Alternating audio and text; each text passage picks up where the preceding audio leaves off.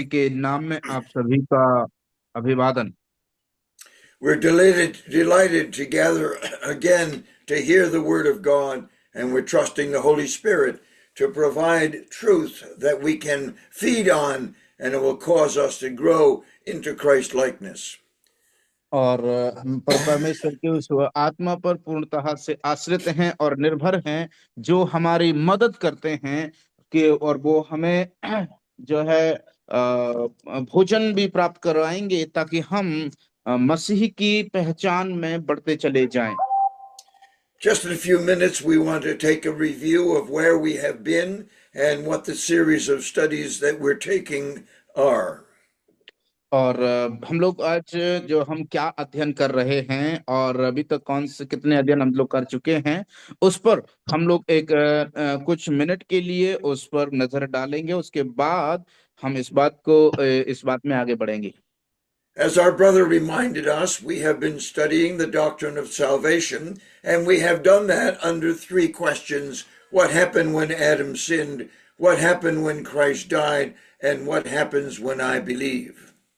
और जिस प्रकार से भाई नूस ने हमें जो ये अवगत कराया या दिलाया है कि हम लोग उद्धार के सिद्धांत के विषय में अध्ययन करते चले आ रहे हैं, और ये उद्धार का सिद्धांत के बारे में जो हम अध्ययन कर रहे हैं वो तीन सवालों के आधारित है और तीन सवालों पर टिका हुआ है। पहला सवाल, क्या हुआ जब आदम ने पाप किया? दूसरा सवाल, क्या हुआ जब यीशु मसीह क्रूस पर कुर्बान हुए? और तीसरा सवाल, क्या हुआ जब मैंने या फिर कोई भी एक व्यक्ति ने यीशु मसीह पर विश्वास किया?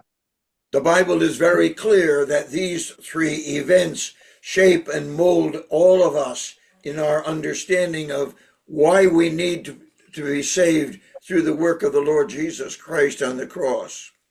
और ये सवाल हमें ये भी बात समझने के लिए सहायक होते हैं कि आखिर क्यों हमें प्रभु यीशु मसीह के द्वारा जो है हमें उनके द्वारा क्यों बचने की आवश्यकता है। The world itself has been affected by the first two questions. What happened when Adam sinned? Because Adam's transgression against the direction of God brought sin into the world for him and brought sin into the world for all of humanity, including the Lord Jesus Christ, not as a possessor, but the one who had to die in order to pay for our sin. और केवल इतना ही नहीं, वरन हम इस बात को देखते हैं कि आदम में क्या हुआ। आदम ने जब पाप किया तो उसका परिणाम, पहला वो उसके खुद के लिए मृत्यु का कारण बनी। दूसरा उसके लिए ही नहीं, वरन आदम के द्वारा स्वभाव से ही सब मनुष्य जाति में पाप के जो है सजा या पाप का परिणाम फैल गया, जिसके कारण सभी मनुष्यों में पाप का प्रभाव पूरी तरह से फैल गया। And though the Romans and many of the Jews did not understand what was happening during the crucifixion of the Lord Jesus Christ, the Apostle Paul and other writers of the New Testament tell us that the crucifixion of Christ had God at work, paying the price through his Son for the sin of Adam and for the sin of all mankind. और इसलिए हम लोग देखते हैं कि प्रभु यीशु मसीह जब क्रूस पर उस कुर्बान हुए तो बहुत से लोग इस नजरिए से देखते हैं और कहते भी हैं, परमेश्वर के लोग और जो ज्ञानी लोग हैं वो इस प्रकार से कहते हैं कि यीशु मसीह का क्रूस पर चढ़ना मतलब वो मनुष्य जाति के पापों की कीमत को उस क्रूस पर चुका रहे थे। उस न्याय की में उस क्रूस पर वो न्याय के उस सजा में जो झोंक दिए गए थे, जहां पर उन्होंने मनुष्य जाति के पापों की कीमत को चुकता कर दिया है, अदा कर दिया है। The work of the Lord Jesus Christ on the cross, to which the Father sent him, accomplished three important aspects of our salvation: redemption from sin, propitiation or satisfaction of God, and reconciliation or to thoroughly change man. और ये जो प्रभु यीशु मसीह का कार्य, कीमत को चुकाना उस क्रूस पर, तीन बातों को पूरा किया है। पहला कि जो रिडेम्पशन अर्थात पापों से छुटकारा हमें मिला है। दूसरा प्रोपिसिएशन, और जो मतलब परमेश्वर प्रभु यीशु मसीह के उस क्रूस पर बलिदान हो जाने के द्वारा परमेश्वर संतुष्ट हुए हैं। और तीसरी बात जो है रिकंसिलिएशन अर्थात मेल मिलाप हुआ है। हमारा प्रभु यीशु मसीह के द्वारा परमेश्वर के साथ मेल मिलाप हो गया है। And so, what the Lord Jesus Christ was enduring on the cross did take care of the punishment that we deserved because of our sin. And so, it was a glorious aspect of God taking care of what needed to be done in order that man could be saved. देखिए, मनुष्यों को बचाने के लिए क्या हो सकता था या फिर क्या होना चाहिए था, उसको हम लोग प्रभु यीशु मसीह के उस क्रूस पर चढ़ने के द्वारा देख सकते हैं। क्योंकि प्रभु यीशु मसीह जब क्रूस पर थे तो वो मनुष्य जाति के पाप अर्थात मैंने और आपने जो पाप किए थे उनकी जो सजा थी, उसको प्रभु यीशु मसीह ने उस क्रूस पर क्या कर दिया है, चुका दिया है। और उस सजा को जिसको मुझे और आपको मिलना चाहिए था, वो प्रभु यीशु मसीह ने अपने ऊपर ले लिया और मुझे और आपको आजाद कर दिया है। फिर मुझे और आपको स्वतंत्रता मिली है। Most of our world does not begin to understand the effect of Adam's sin on the whole of mankind. And they also don't realize that the death of the Lord Jesus Christ on the cross in Jerusalem also affected all of mankind retroactively as well as prophetically. और देखिए, actually बहुत से लोग ऐसे भी हैं जो आज भी प्रभु यीशु मसीह के उस क्रूस पर चढ़ाए जाने के द्वारा सारे मनुष्य जाति के पापों के लिए पाप का समाधान हुआ है, छुटकारे का कारण बना, बहुत से लोग नहीं मानते हैं। और यीशु मसीह का क्रूस पर चढ़ाया जाना, यरूशलेम में और जो जन्म होना, या फिर जो प्रभु यीशु मसीह के विषय में चाहे तो सीधे तौर पर या फिर भविष्यवाणी के रूप में, कई लोग इस प्रकार से इस बातों को पूर्णतः मान्यता नहीं देते और ना ही उनको समर्थन करते हैं। And the third question, what happens when I believe, also has affected all of mankind when they come into contact with the message of the gospel, requiring by God a decision whether they will believe or not. और उसके बाद फिर वो जो एक तीसरा सवाल हमको ये बात लेकर के चलता है, जहां पर यह बात आवश्यक हो जाती है, जरूरत पड़ती है कि इस बात को समझे, खास तौर से कि वो लोग प्रभु यीशु मसीह को विश्वास करें या ना करें, यह बात सुनिश्चित करता है उनके उद्धार के संबंध में। And so we have listed about a dozen things that take place when a person receives the Lord Jesus Christ as their Savior. And we have looked at 8 or 9 of them, and we want to look at one more this evening. और जैसे कि हमने उसके विषय में 8 और 9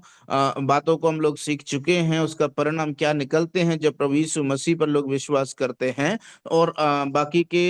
उनमें से जो और है जिसको आज हम लोग देखने वाले या सीखने वाले हैं। And so let's look just briefly, just one sentence for some of these that we've already looked at. When we think of the fact that we are forgiven for all of our sin, the work of the Lord Jesus Christ on the cross covered the sins of all mankind. और आइए हम लोग जो उसके विषय में कुछ बातों को जो है एक वाक्य को पढ़ लेते हैं। जो प्रभु यीशु मसीह पर विश्वास करते हैं तो क्या उसका परिणाम प्रभाव होता है, उसको पूरी चीजों को वो उसमें समायोजित करता है। तो उन वाक्यों को हम लोग पढ़ लेते हैं। Not only is the forgiveness of God applied to every person that believes the gospel, because of that forgiveness and that cleansing, God is able to take his residence in the life of every person who believes the gospel. और देखिए, ना केवल प्रभु यीशु मसीह के द्वारा परमेश्वर उन मनुष्यों के पाप ही क्षमा होते हैं, वरन उस कार्य के द्वारा मनुष्यों के जीवन में, मनुष्यों के दिलों में परमेश्वर सदा काल निवास करने के लिए या उनके साथ रहने के लिए आ जाते हैं। And God also, at the moment that we believe the gospel, he applies to us the work of the Lord Jesus Christ on the cross. So redemption, reconciliation, and propitiation are applied to everyone who believes, whether it's a very old person or a young child. The gospel performs those actions so that our salvation is complete.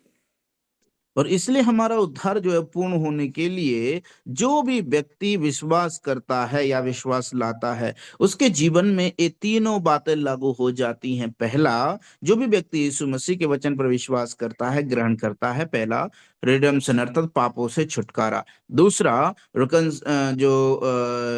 Reconciliation मतलब परमेश्वर के साथ में mail मिलाप। और तीसरा है प्रोपिसिएशन मतलब परमेश्वर जो है प्रभु यीशु मसीह के द्वारा, प्रभु यीशु मसीह की मृत्यु से वो संतुष्ट हुआ है, सहमत हुआ है, इसलिए वो हमें क्षमा करके ग्रहण करता है। यीशु मसीह के द्वारा हमारा मेल मिलाप होता है। We spent one study understanding that when the Lord Jesus Christ died, because we are co-joined to Christ, we died when he died. और इसलिए क्योंकि एक एक अध्ययन को हम लोगों ने इस बात पर बिताया था कि जब हम प्रभु यीशु मसीह पर विश्वास करते हैं तो हम उसके साथ जुड़ जाते हैं या मिल जाते हैं। जब प्रभु यीशु मसीह क्रूस पर मारे गए तो हम उनके साथ मारे गए हैं। इस प्रकार से हम उनकी समानता में हो जाते हैं जब हम उस पर विश्वास करते हैं। And so we realized as well that we were adopted into the family of God with all of the responsibilities and all of the blessings. And that took place the moment we received Jesus Christ as our Savior. और इसलिए ये तब हुआ जब वो सारी जिम्मेदारी और वो सारे आशय हमें आशीषें तब मिलती हैं जब हम प्रभु यीशु मसीह को अपने उद्धारकर्ता के रूप में ग्रहण कर लेते हैं। And so this evening we want to look at the amazing work that God did when we trusted Jesus Christ as our Savior, because he baptized us into the family of God or into the body of Christ. और ये तब होता है क्योंकि प्रभु यीशु मसीह ने जो है परमेश्वर के इस परिवार में हमारा जन्म करवाया है या फिर हमको हमारा मेल करवाया है। यीशु मसीह का देह के साथ हमें मेल हो गया, मिल गए और जुड़ गए, उसकी एक देह बन गए उसकी समानता में। And so again, this is probably the first time in our studies as we looked at the answer to the question, what happens when I believe, that we have used the word baptize or baptism. And so we want to understand what that word baptism means as we find it in the New Testament. और जैसे कि हम जब ये तीसरा सवाल जिसमें एक महत्वपूर्ण वाक्य अंश आता है वो है बपतिस्मा। ये बात देखिए, ये बात भी बहुत ही जरूरी है ये बात को समझना कि आखिर बपतिस्मा का मतलब क्या होता है। ये बात को जब हम अध्ययन कर रहे हैं क्रमबद्ध तरीके से तो जानना बहुत जरूरी है और समझना बहुत जरूरी है कि वास्तविक रूप में एक उद्धारकर्ता के रूप में यीशु मसीह को ग्रहण करने वाले व्यक्ति के जीवन में बपतिस्मा का अर्थ क्या होता है। And so one of the complications in our study of this particular word and the action of baptism is that the translators have changed their view on what the word is, how to present the word baptism in the many, many texts in the New Testament where we find the word. और देखिए नए नियम में हम देखते हैं जिस बपतिस्मा शब्द को कई जगह जब हम पढ़ते हैं तो जो ट्रांसलेशन का जो अनुवादक हैं, बाइबल का अध्ययन का जो अनुवाद करने वाले लोग हैं, उनको काफी तकलीफें हुई हैं, काफी उन्होंने जो है खोजबीन करके इस बात का पता लगाया है कि आखिर वास्तविक रूप में हर एक जगह में अलग अलग जगह स्थानों में बपतिस्मा का शब्द का अर्थ निकल करके आता है, तो उसका मूल अर्थ क्या है उसके विषय में हम लोग नए नियम में पढ़ते हैं। As we review what translators are doing, trying to help us understand the original text, we realize that the Greek and the Hebrew of the Bible, both the New Testament and the Old Testament, uses the word that we define as baptism, and we need to understand what the meaning of the word is. और देखिए, अगर जब हम लोग ये शब्द से परिचित होते हैं, रूबरू होते हैं बपतिस्मा, तो आखिर हमें वो उस शब्द के विषय में कोई भी बात को प्रतिक्रिया को देने से पहले ये बात आवश्यक है, जरूरी है, जब हम इस शब्द से परिचित होते हैं तो उसका बपतिस्मा शब्द का वास्तविक अर्थ क्या होता है। And so the complicated issue is, what does the word baptism mean? As we translate it out of the Greek or out of the Hebrew, it is used over and over again in the Old Testament as well as the New. और देखिए जब हम इस शब्द के विषय में हम अध्ययन करने के लिए आगे बढ़ते हैं तो ये बात आवश्यक हो जाती है कि हम इस बात का पता लगाएं कि आखिर इस शब्द का वास्तविक अर्थ, वास्तविक रूप में बपतिस्मा शब्द का अर्थ क्या निकलता है, जो यूनानी भाषा में और जो है इब्रानी भाषा में, दोनों भाषाओं में, नए नियम में और पुराने नियम में भी पाया जाता है। In order to solve the problem, we need to understand that the word baptism, as I say it to you in English, is the same word that is used in most of the translations of the New Testament. और देखिए जैसे कि मैंने जो आपको वाक्यांश कहा है बपतिस्मा, तो ये वो नए नियम में अलग अलग अनुवादों में भी वही शब्द इस्तेमाल किया गया है जो मैंने आपसे कहा है। And so we find this so complicated that the translators of the New Testament into English and into other languages chose not to give the meaning of the word baptism, but just to transliterate it from a Greek term or a Greek letters into English letters. And therefore, we have the Greek word baptizo and we have the English word baptism, but we don't have the meaning of the word. देखिए खास तौर से अनुवादकों ने इस बात के विषय में, इस बात को अनुवाद करने के लिए जो है यूनानी शब्द का जो शब्द से लेकर के इसका जो वाक्य है उसको लेकर के अनुवाद उसका कर दिया, जिसका यूनानी भाषा में बैप्टिजो है। और हम हिंदी में अंग्रेजी में आते हैं बैप्टिज्म और हिंदी में आते हैं बपतिस्मा। लेकिन वास्तविक रूप में जो उन्होंने इस प्रकार का जो नाम दिया है, इसका मूल अर्थ क्या है या फिर इसका मूल अर्थ उस भाषा में क्या निकल करके आता है मालूम नहीं है। As I have traveled around around the world and spoken in many countries, I have had translators. And when I use the word in English, baptism, they will give me a word that says the same thing, baptizo or baptism. और जैसे कि अन्य अन्य जगहों में जब वो यात्रा किया है सर ने, और जो है उस बात को जब उन्होंने बपतिस्मा शब्द जब लेकर के वो आते थे, जब उन्होंने उनसे कहा तो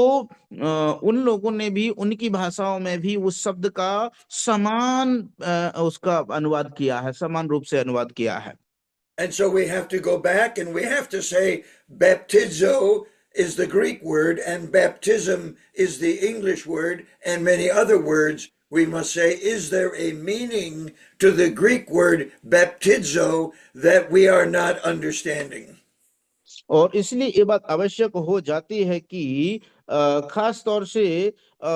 जो शब्द है बैप्टिजो जो यूनानी भाषा में है, और उसके बाद में अंग्रेजी शब्द है बैप्टिज्म, हिंदी शब्द में आता है बपतिस्मा, और अन्य भाषाओं में भी इसी प्रकार से आता है।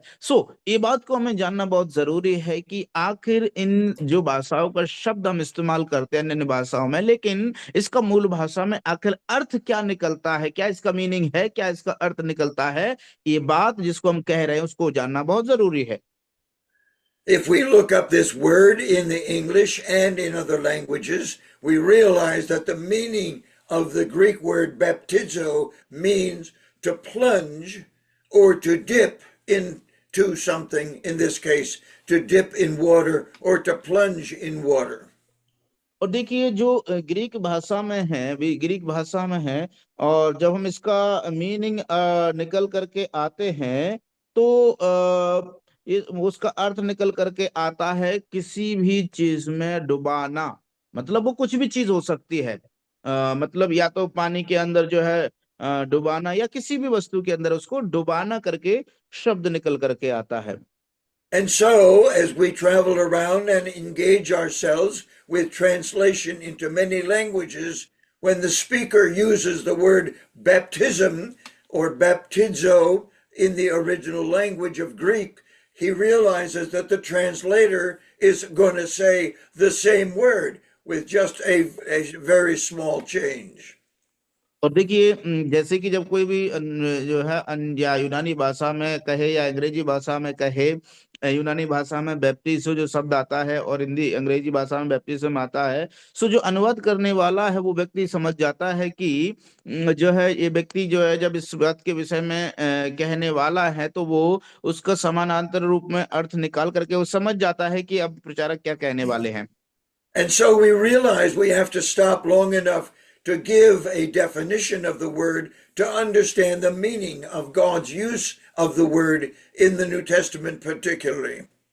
खास तौर से नए नियम में जो इस शब्द का इस्तेमाल किया गया है, बात को हमें जानना बहुत जरूरी है कि आखिर परमेश्वर इस शब्द का अर्थ मतलब क्या निकाल रहे थे या फिर क्या दे रहे थे, इस बात को हमको समझना बहुत जरूरी है। The word baptism is used in the New Testament scores and scores of times, and so we need to understand the significance of God's use of this term and why it is almost never translated into its meaning. और देखिए ये शब्द जो है कई बार बार बार अधिकांश समय में नए नियम में कई कलीसियाओं में इस्तेमाल किया जाने वाला है, लेकिन आखिर इस शब्द का मूल अर्थ क्या है और क्यों आखिर इसका मूल अर्थ जो है बताया नहीं गया है, ये बात को हमको समझना बहुत जरूरी है। We can understand that when we realize that many places in our world there is the baptism of white linen cloth into a liquid that will allow that piece of white cloth to partake of the color that is found in the water that is being used to transform the white cloth. और देखिए जो शब्द का मतलब निकल करके आता है, जो शब्द का मतलब निकल करके यही आता है कि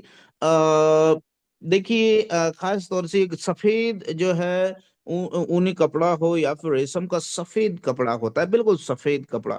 बपतिस्मा का मतलब यह निकल करके आता है, मानो एक वो सफेद कपड़ा है जिसको एक रंग भरे तरल पदार्थ में जब उसको डुबा दिया जाता है या फिर वो तरल पदार्थ जो पानी में मिला हुआ है जब उस सफेद कपड़े को उसमें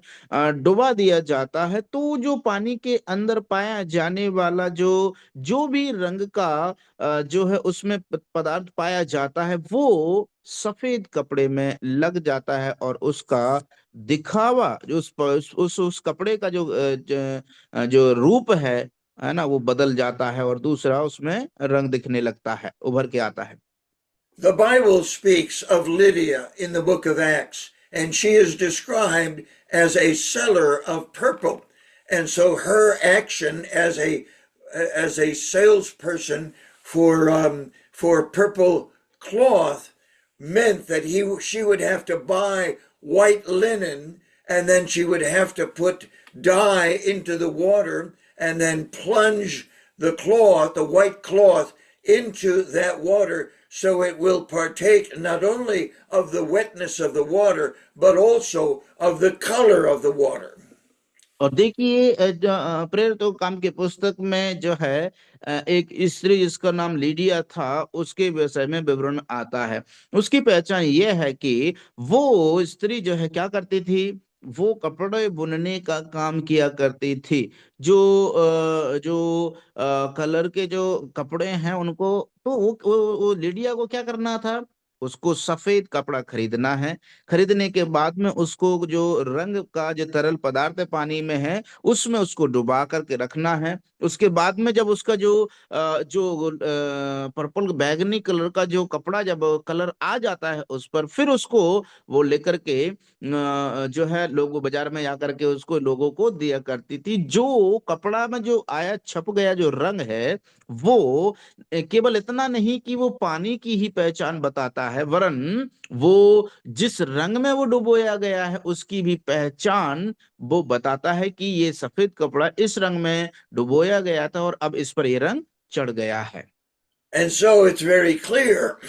when we use the word baptizo, we realize that to take a piece of white linen and plunge it into a bucket full of water and also a color of that water, the piece of white then becomes changed by the color of the water, and the water and its wetness also will transfer to the piece of cloth.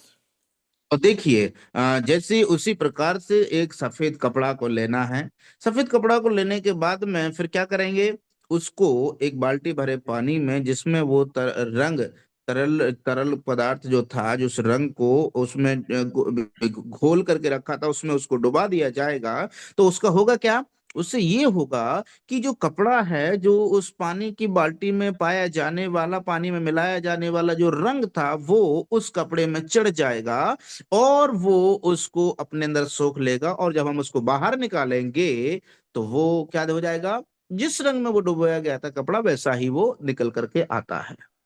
And so we ask the question, why is this complication so significant in the Christian church today? Because we do not, and the answer is because we do not give the meaning of the word baptism. We only give a transliteration of that word, giving the same word in English letters that are found in the Greek language.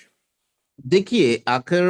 आजकल के जो मसीही जगत में या फिर मसीह कलीसियाओं में, आखिर इस शब्द का मूल अर्थ जब वचन में नहीं दिया गया है, केवल उसका अनुवाद दिया गया है। अनुवाद मतलब जैसे कि अंग्रेजी में बैप्टिज्म है, हिंदी में बपतिस्मा है, ग्रीक भाषा में बैप्टिजो है। लेकिन आखिर उसका अर्थ क्यों नहीं दिया गया है? आखिर ये इतना जब विशेष शब्द है और उसका मूल अर्थ इतना विशेष है, खास है, तो आखिर क्यों सिर्फ अनुवाद के रूप में ही वो शब्द दिया गया? उसका अर्थ क्यों नहीं बताया गया है? It would have been saved a lot of problems and difficulties if we could take that word baptizo and translate it into another language by saying the person was dipped in water or the person was immersed in water when we speak of some kind of baptism. तो देखिए, इसके बदले में जब हम अगर इस प्रकार से वो शब्द नहीं दिया जाता, तो हम ऐसा कह सकते हैं कि जब एक व्यक्ति को बपतिस्मा होना है, तो उस व्यक्ति को बपतिस्मा हुआ है करके ना कह करके हम ये कहेंगे, ऐसा भी कह सकते थे कि उसका अर्थ निकल करके आता, क्योंकि उसको पानी में डुबा दिया गया, या पानी में डूबा हुआ है, या पानी में डुबाया जा चुका है।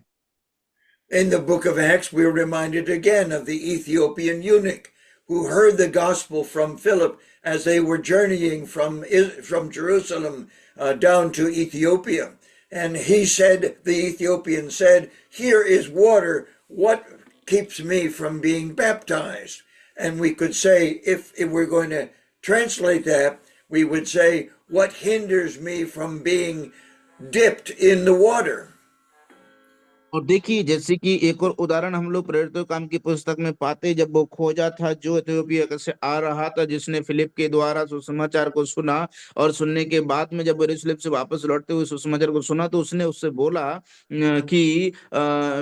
फिलिप से कहा, उसे खोजा ने कि देख, पानी तो यहाँ पर है, और अभी मुझे क्या रुकावट है कि मैं इसमें जो है बपतिस्मा ना लूं? तो उसके बपतिस्मा शब्द के स्थान पर ऐसा कहा जा सकता था कि मतलब अभी देखो, पानी यहाँ पर है, क्या रुकावट है इसमें कि मैं उसमें डुबकी लगाऊं, या डुबकी लगाना मुझे चाहिए उसमें, ऐसा कहा जा सकता था। And so each time the word baptizo is used in the Bible, almost every translation refuses to say that they are plunged or they are dipped or they are immersed in the water. They simply use the word baptism and go on their way, assuming people could understand what it means. और देखिए, जितनी बार यहाँ पर जहाँ कहीं जो शब्द का इस्तेमाल किया गया, बपतिस्मा शब्द आया है नए नियम में, तो हम पाते हैं कि उसका अर्थ बिना समझाए ही लेखक आगे बढ़ जाते हैं, ऐसा समझ करके, ऐसा मन में जानते हुए, समझते हुए कि वो उस शब्द का अर्थ समझ चुके हैं, या फिर उन्होंने समझ लिया है। और लोग समझ जाएंगे, जहां बपतिस्मा शब्द आया मतलब वो उसको समझ लेंगे, इसीलिए वो उस शब्द का अनुवाद का ही वहां पर लिख करके, बपतिस्मा शब्द मात्र लिख करके, लेकिन उसका अर्थ नहीं बताते हैं, आगे बढ़ जाते हैं। So what happened was that in the early history of the Christian church, rather than a person who trusts Christ as their savior are immersed in a water as a picture of death, burial, and resurrection, they were sprinkled with water. And even today, many denominations will sprinkle the person who says they have trusted Jesus Christ as their Savior. और केवल इतना ही नहीं वरन इतने कैसे जो ऐसे denominations हैं, संस्थावादी जो मसीह लोग हैं, जो इस प्रकार से आज भी कहते हैं और मानते हैं। वो लोग कहते हैं कि जो भी यीशु मसीह पर विश्वास कर लेते हैं वे लोग क्या करते हैं, उन पर छिड़क करके पानी का उन पर छिड़काव कर देते हैं और वो कहते हैं कि उनका बपतिस्मा हो चुका है। And so the church for generations has faced this confusion by trying to understand what does the Bible saying when it uses the word baptism, and why do we transliterate it rather than give the meaning each time it is used as we do with other words in the Bible. तो देखिए जैसे कि आखिर क्यों जो है जिस बाकी शब्दों को शब्द भी इस्तेमाल किए गए हैं और उनका अर्थ दिया जाता है, लेकिन आखिर बपतिस्मा शब्द का अर्थ क्यों नहीं दिया जाता है, ये ये बात को समझना बहुत ही आवश्यक हो जाता है कि हर जगह पर सिर्फ उसका अनुवाद ही बपतिस्मा शब्द का सिर्फ अनुवाद ही वहां पर लिखा जाता है, बाकी उसका व्याख्या क्या है नहीं बताया गया है।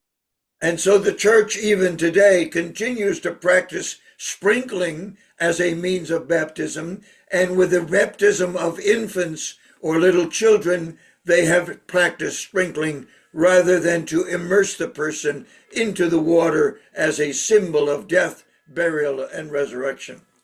और जैसे कि ऐसी इसी कारणवश कई ऐसे संस्थावादी लोग हैं जो आज भी जो जो मतलब बपतिस्मा की बात जब आती है तो आज भी वो लोग ऐसा ही करते हैं। क्या करते हैं, आज भी लोग ऐसा कर रहे हैं कि पानी में डुबाने की बजाय लोगों पर छिड़काव का बपतिस्मा होता है, और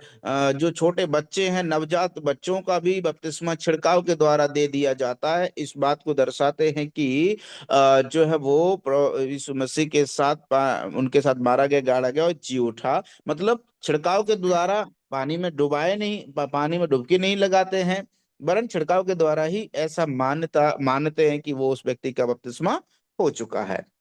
And so now you already know by the last few sentences that I have given you is that baptism is to be a symbol or a picture of death, burial, and resurrection, in the same sense that the Lord Jesus Christ died, he was buried, and he rose again the third day.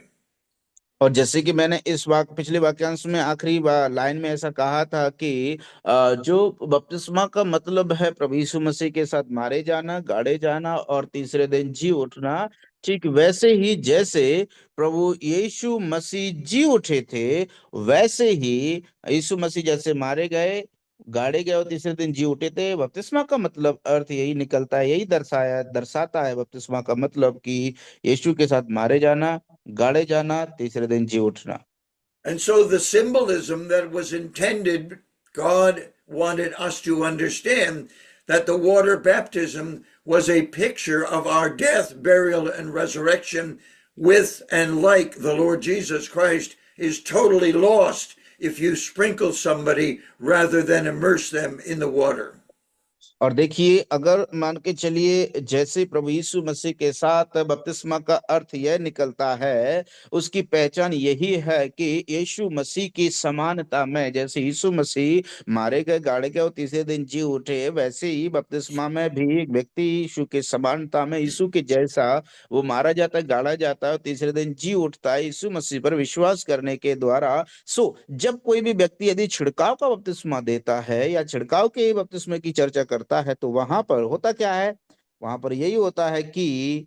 वो व्यक्ति का जो मतलब है यीशु मसीह के साथ मारे जाना, गाड़े जाना, तीसरे दिन जी उठना, वो बिल्कुल अलग हो जाता है, उससे भिन्न हो जाता है, उसका कोई मेलजोल नहीं होता है। So with that confusion between sprinkling and immersing a person, there is added to it that there are three specific kinds of baptism that are explained in the Bible, particularly in the New Testament. तो खास इसीलिए जो है इसका मुख्य अर्थ हमको समझने के लिए नया नियम में जो है विशेष रूप से जो है एक्सप्लेन किया गया है। इसका खास तौर से बपतिस्मा का अर्थ या बपतिस्मा का मतलब हमें जानना बहुत जरूरी है। And so, as we look at that, we need to understand the three different aspects of baptism that are described, particularly in the New Testament. I will go through the three of them in the next few minutes.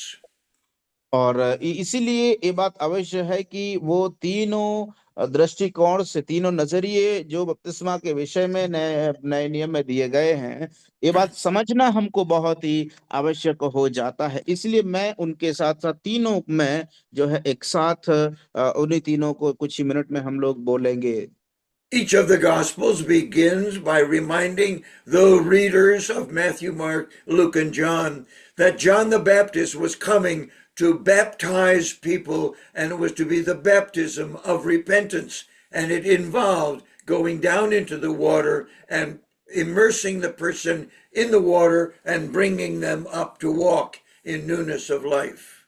और देखिए हम देखते हैं कि मरती मरकुस लूका यूहन्ना ये जो सुसमाचार हैं, ये तीनों जो चारों लोग क्या करते हैं, वो यूहन्ना बपतिस्मा देने वाले के विषय में घोषणा करते हैं या विवरण देते हैं। यूहन्ना जो बपतिस्मा देने वाला था वो आया परमेश्वर का राज्य को या मार्ग को तैयार करने के लिए, और वो जो पानी से बपतिस्मा दिया करता था, हम देखते हैं कि वो लोग जाकर के नदी में जाकर के लोग उससे बपतिस्मा लिया करते थे। और वो बपतिस्मा कौन सा बपतिस्मा था? मन फिराव का बपतिस्मा था। वो जो व्यक्ति उनके पास मन फिरा कर आते थे वो उन्हें पानी में डुबा करके बपतिस्मा देता था, और फिर उसके बाद पानी से बाहर एक नया जीवन में, एक नए लाइफ में, नए जीवन के तौर तरीके से प्रारंभ होकर के लोग आगे बढ़ जाते थे। And so, John, the cousin of the Lord Jesus Christ, the son of Elizabeth and Zachariah, became known as John the Baptist or John the Baptizer because he brought baptism in front of the nation of Israel, and that they would partake of the baptism as a proof of their repentance and turning away from sin and giving their allegiance to Jesus Christ as the Messiah. और इसलिए हम इस बात को पाते हैं मेरे प्रिय अजीजों की ये जो बपतिस्मा देने वाला यूहन्ना था, ये कोई और नहीं वरन चचेरा यीशु मसीह का चचेरा भाई ही मौसेरा भाई ठहरा। और हम देखते हैं इस बात को कि यूहन्ना बपतिस्मा देने वाला इजरायलियों के सामने ये जो एक नया बपतिस्मा का रीति है, वह नया तरीका उनके सामने पेश किया कि मन फिराव का बपतिस्मा जो शब्द है या फिर जो प्रक्रिया है उसने लागू किया, जो लोगों के मन फिराव के लिए कारण बनी। And so the word John the Baptist became common for us to understand who he was and why he came and what his ministry was strictly to the nation of Israel, repenting of their sin and turning to the Messiah, the Lord Jesus Christ, and beginning to follow him and the principles of life that he was going to announce. और देखिए इसीलिए हम लोगों को बड़ी आसानी हो जाती इस बात को जान करके, पहचान करके कि इसीलिए वो आया और उसने आकर के क्या किया, उसने आकर के जो है बपतिस्मा देना शुरू कर दिया। और इसलिए वो व्यक्ति की पहचान बपतिस्मा देने वाला करके पड़ जाती है। और जिसको हम परमेश्वर के वचन में जब कभी भी कहीं भी पढ़ते हैं, तो ये जब उसको नाम आता है ये बपतिस्मा देने वाला यूहन्ना, तो हम समझ जाते हैं कि ये वही व्यक्ति है जिसने इज़राइल के सामने एक नई तरीका, नई रीति रखी थी मन फिराव का बपतिस्मा की, जो उसकी पहचान उसके कार्य में छिपी हुई है। And so, as we examine what John the Baptist did and when he came, one of his statements that's repeated in each of the Gospels that he, John the Baptist, was going to baptize those who repented of their sin in water. But there was somebody who was going to be the Lord Jesus Christ himself who would baptize them in fire and in the Holy Spirit. लेकिन हम देखते हैं कि यूहन्ना बपतिस्मा देने वाला जो है वो आया उसके बारे में हर एक सुसमाचारों में ये लिखा गया है कि वो आएगा और आकर के पानी से लोगों को मन फिराव का बपतिस्मा देगा। लेकिन ऐसा लिखा गया है कि उसके बाद एक आने वाला है। वो कौन आने वाला है? यीशु मसीह आने वाला है, जो तुम्हें अर्थात लोगों को आग से और पवित्र आत्मा से बपतिस्मा देगा।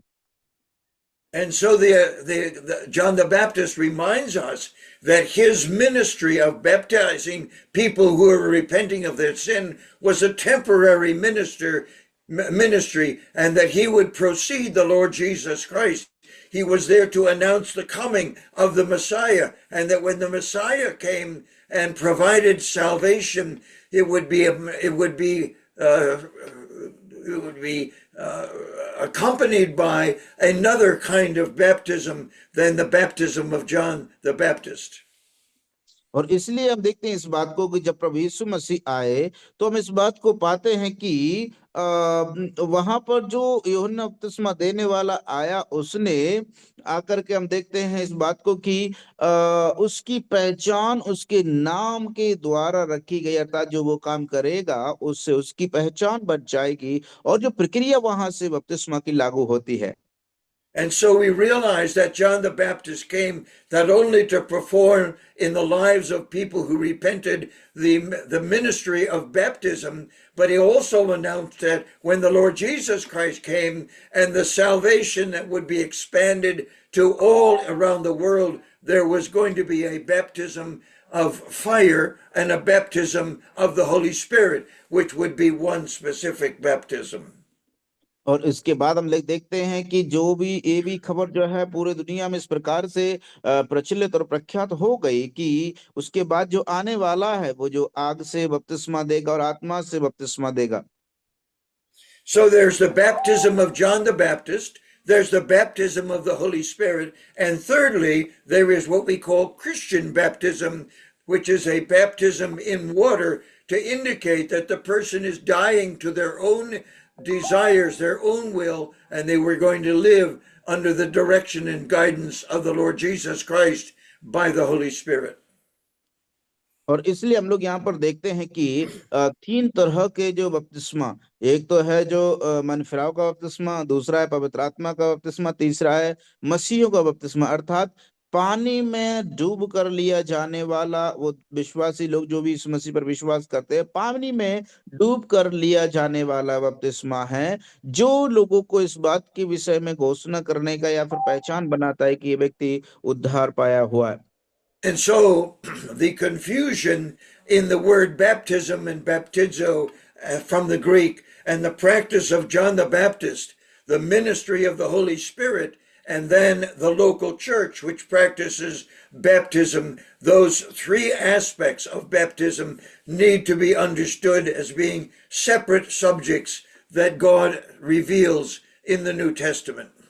और जो परमेश्वर ने जो है नए नियम में इन बातों को प्रकाशित किया है, प्रकट किया है, तो ये बात अवश्य है विश्वासियों को या फिर कलीसियाओं को, कलीसिया के सदस्यों को, हर एक जन को यह बात जानना बहुत जरूरी होता है कि बपतिस्मा का वो मूल अर्थ या वास्तविक अर्थ क्या निकलता है। And so as we study the Word of God and we come across portions that refer to baptism, we must in our mind understand, is the author, Paul or James or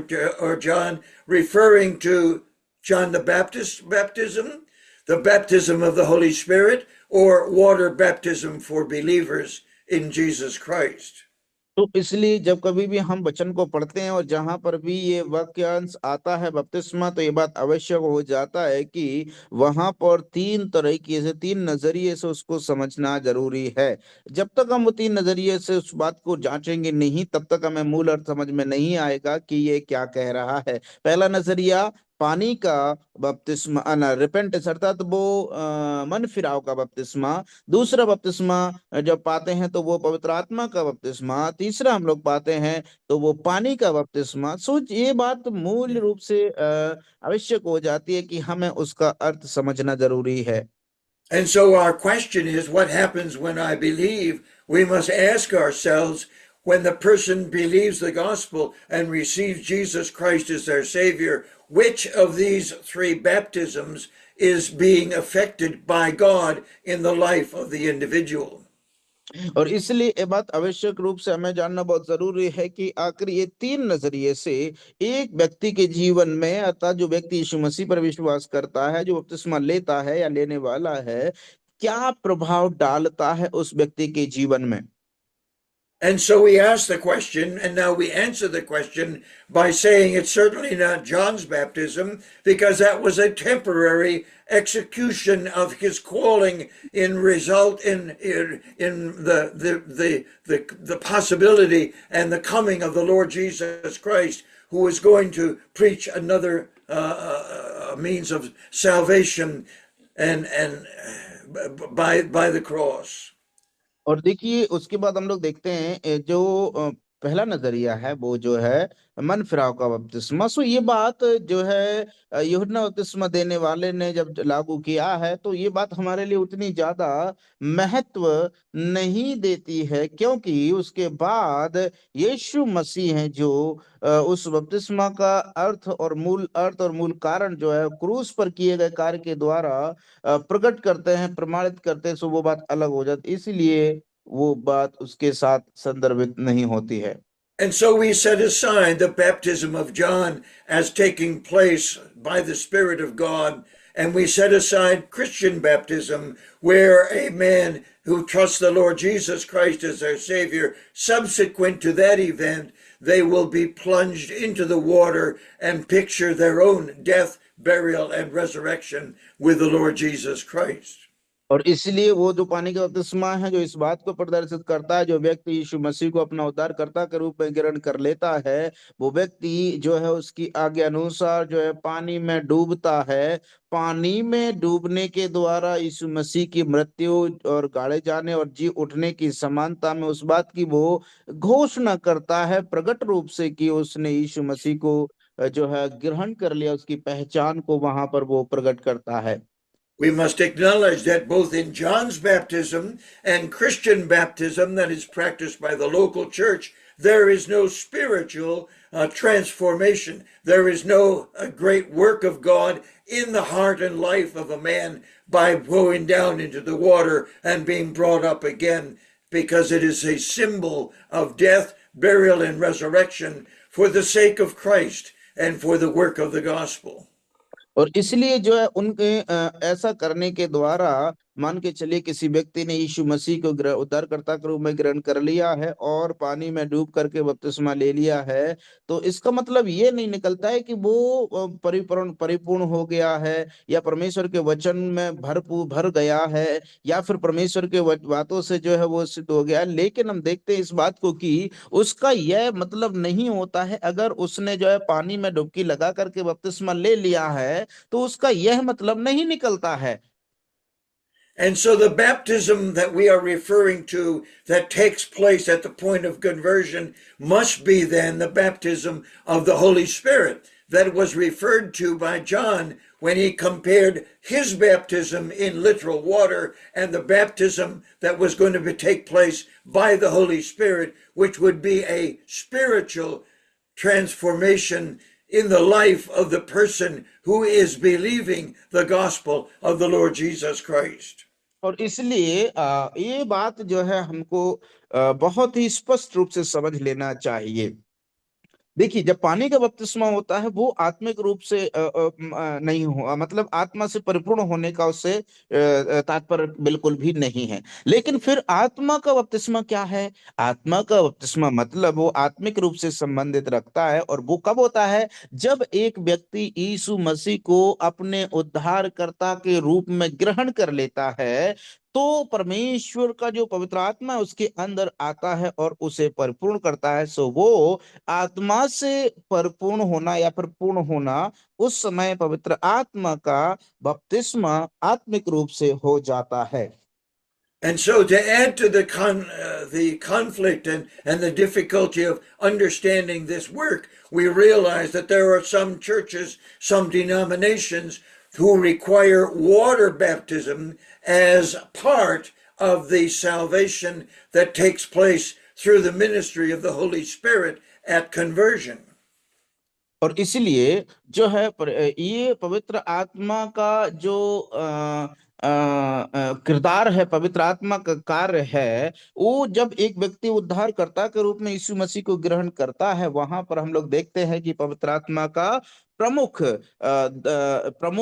जो किरदार निभाती है, उसका पवित्र आत्मा का किरदार प्रमुख रूप से कार्य करता है। The denominations that are called the Christian Church, the Church of Christ, the Disciples of Christ, and the Four Square Gospel Church, all of them require baptism as a part of salvation, and yet the Bible does not in any way bring that into the responsibility of the believer to be baptized in water as a part of their salvation experience. देखिए, जैसे कि बहुत सी ऐसी संस्थाएं हैं जो अभी sir ने बताई हैं, जैसे कि church of God, church of Christ, disciples of Jesus Christ, church four cross gospel, और इस प्रकार की जो संस्थाएं हैं, संस्थावादी लोग हैं, वे लोग ऐसा दावा करते हैं कि जो बपतिस्मा है, वो बपतिस्मा क्या है? वो बपतिस्मा जो मनुष्य के जीवन के उद्धार का एक पहलू है। लेकिन जहां हम परमेश्वर के दृष्टिकोण से परमेश्वर के वचन के आधार देखें, तो बपतिस्मा मनुष्य व्यक्ति के जीवन के उद्धार के संदर्भ में कोई किरदार या फिर कोई पहलू नहीं होता है, ना ही उसका कोई पहलू होता है, ना ही उसका कोई अर्थ निकलता है। And so our study is not particularly concerned about water baptism, but about the baptism of the Holy Spirit. And so we're not going to spend time on water baptism, but Hebrews tells us that being baptized in water is an answer of a good conscience toward God, and therefore is a matter of obedience to God in being baptized before perhaps family and friends, for them to know that you are choosing to follow the Lord Jesus Christ and live as he lived and to love as he loved. और इसलिए जब इब्रानी की पत्री हमें यह बात दिखाती है कि हम पानी में जो है डूब करके बपतिस्मा लेना है या पानी के द्वारा, तो ये बात बहुत जरूरी है हमें कि अच्छे विवेक के साथ में जब हम यीशु मसीह को उद्धारकर्ता के रूप में ग्रहण कर लेते हैं, तो बपतिस्मा लेना मतलब यह उसकी आज्ञा का अच्छे विवेक से, है ना, हमारे संपूर्ण हृदय से, अच्छे विवेक से उसकी आज्ञा का पालन करना ही हमारी जिम्मेदारी है, हमारा कर्तव्य बनता है। उसके प्रति हमारी जो जिम्मेदारी प्रभु ने दी है कि हम उसका आज्ञा का पालन करें, पानी में या फिर जो पानी में डूब करके बपतिस्मा लेने के द्वारा। And so the baptism of the Holy Spirit that is referred to about 11 times in the New Testament is a sovereign, non-experiential act of the Spirit of God placing us at the point of conversion into the body of Christ and uniting us to Christ in all the aspects of what was accomplished on the cross. और इसलिए जो व्यक्ति जब प्रभु यीशु मसीह को ग्रहण करता है, वो व्यक्ति जो है अंगीकार करता है, तो आत्मिक रूप से वो व्यक्ति प्रभु यीशु मसीह के देह में जो उस क्रूस पर किया गया कार्य को जब अंगीकार करके स्वीकारता है, तो उसके जीवन में परमेश्वर का वचन या परमेश्वर का आत्मा आकर के उस व्यक्ति के जीवन में निवासरत होता है और उस बात को जो उस व्यक्ति के जीवन में लागू करता है, परमेश्वर की उपस्थिति सुनिश्चित करता है। Sadly, there is confusion even about what I just got through saying, because there are those in the Christian church who decided to suggest and to teach that the baptism of the Holy Spirit is a second work of grace. It is subsequent to our salvation, and it results in a manifestation of power in the life of the person who is baptized in the Holy Spirit. और जब जो मैंने अभी आपको बातें कही हैं, ये बातें जो है आज भी प्रचलित जगत में हम देखते हैं कि एक कंफ्यूजन और पैदा कर देती है, विचलित हो जाते हैं लोग, जो है वो समझने से मतलब परेशान हो जाते हैं, कठिन हो जाता है समझ पाना कि मानो वो इस प्रकार से उनका मानना होता है। यद्यपि आज भी लोग जब पवित्र आत्मा का बपतिस्मा होना मतलब वो एक बड़ा चिन्ह और चमत्कार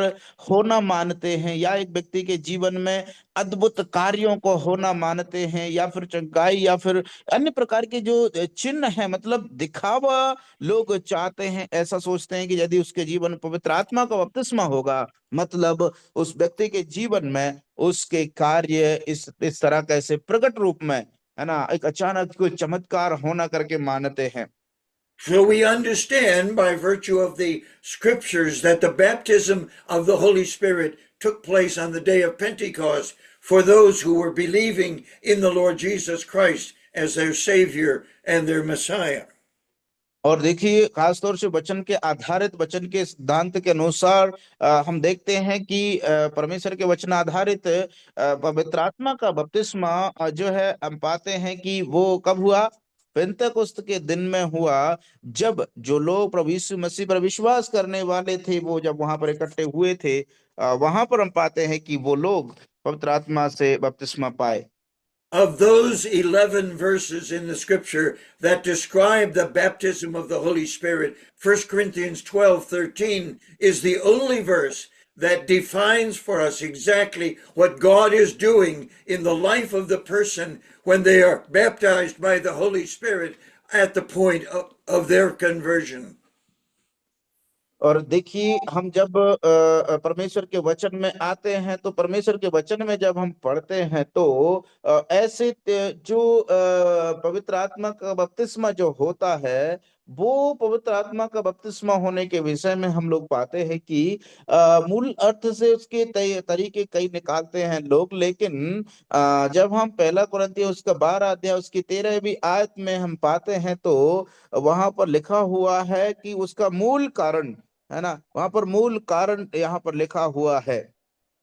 1 Corinthians 12:13 simply says that the baptism of the Holy Spirit places us in the body of Christ, that is the universal church scattered around the world, and it brings us into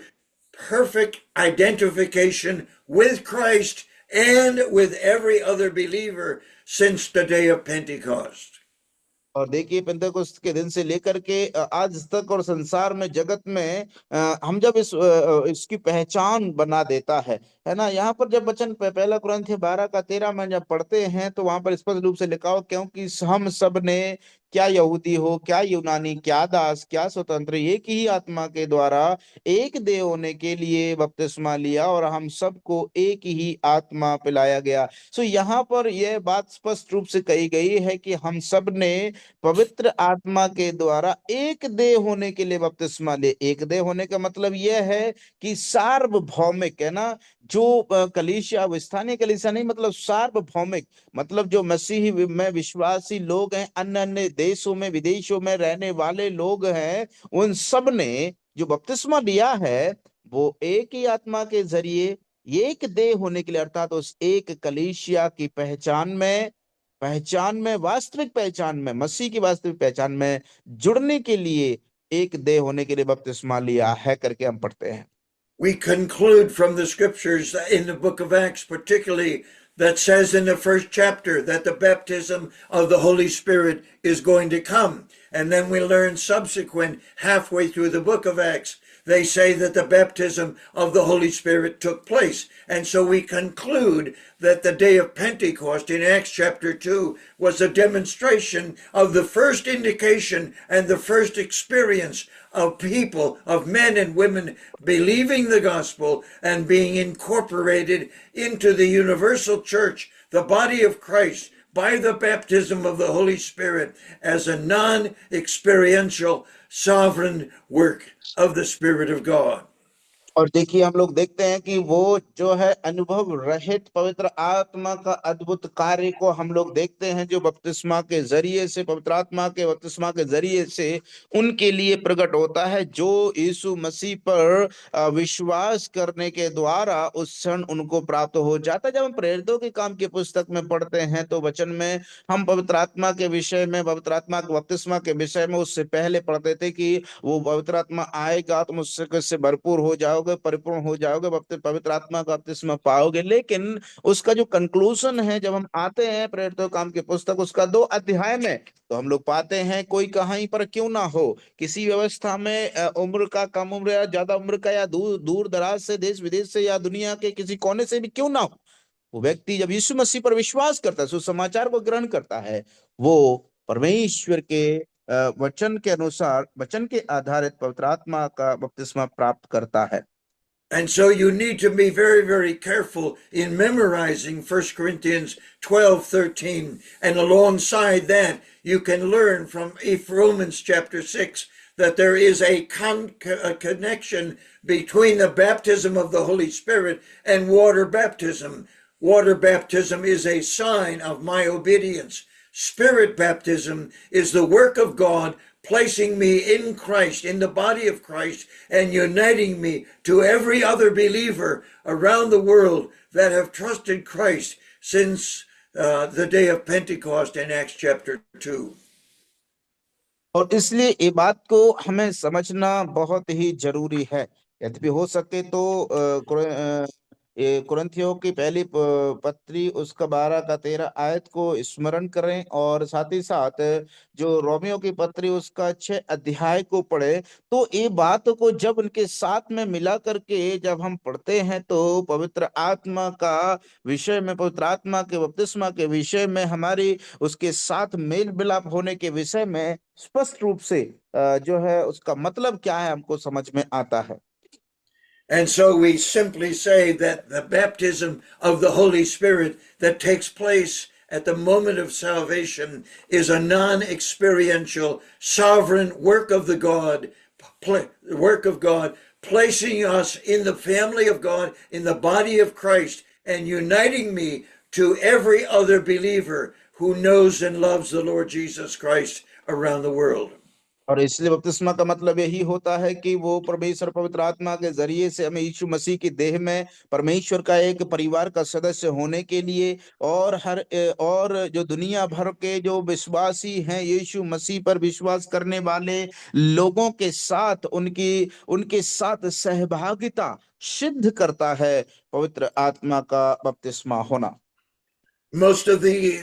difficulties and challenges in understanding what I've been teaching this evening is because the church, in many different ways, have added to or taken away from the work of salvation and determined that man should have his part in his salvation, rather than realizing that our salvation is wrought by God Himself, including placing us in the body of Christ and uniting us to every believer. और इसलिए हर एक विश्वासी के साथ में परमेश्वर के साथ मेल खाना या मिलना जो है, हम परमेश्वर के द्वारा किया गया जो है कार्य है करके विश्वास करना, और साथ ही साथ परमेश्वर के आत्मा के जरिए से हमारा परमेश्वर के साथ मेल होना, यीशु मसीह के उस आत्मा के जरिए से देह के साथ, देह की समानता में एक देह होना, ये सिद्ध होता है। ये पवित्र आत्मा के जरिए से इस कार्य को पूरा होता है। इसलिए हमें ये बात को बड़े ही स्पष्ट रूप से समझना बहुत ही आवश्यक है कि इसमें किसी प्रकार की कोई कंफ्यूजन या फिर किसी प्रकार के कोई जो है ना समझी या अनजानपन हमें नहीं लाना है।